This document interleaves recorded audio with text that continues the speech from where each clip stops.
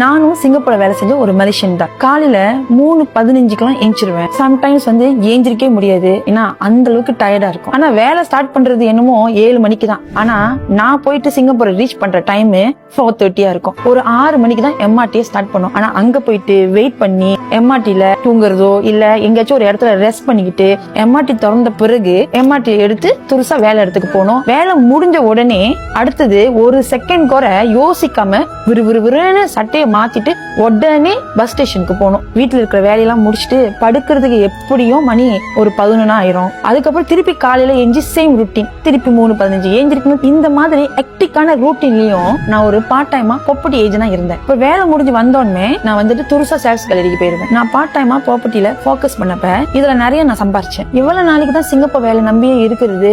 ஒரு நாளைக்கு என்னோட உடம்பு ஒத்துழைக்காம போகலாம், இல்ல இந்த வேலை ஒரு நாளைக்கு நம்மளுக்கு இல்லாமலும் போகலாம். அதனால ப்ராப்பர்ட்டி பிசினஸ் ஃபுல் டைமா செய்யணும்னு முடிவெடுத்தேன். என்னைக்காச்சும் ஒரு நாள் சிங்கப்பூர்ல இருந்து மலேசியாவுக்கு நம்ம ரிட்டர்ன் ஆயே ஆகணும், மலேசியால வேலை செஞ்சே ஆகணும். அதை நான் புரிஞ்சுக்கிட்டனாலதான் அப்பவே பார்ட் டைமா நான் இந்த பிசினஸ் செஞ்சேன். வெளியாகணும்னு நினைக்கிறப்ப எனக்கு ஈஸியா இருந்துச்சு. இப்ப நான் ஃபுல் டைமா ஒரு ப்ராப்பர்ட்டி ஏஜென்டா இருக்கேன். நீங்களும் இதை பத்தி கண்டிப்பா யோசிச்சே ஆகணும்.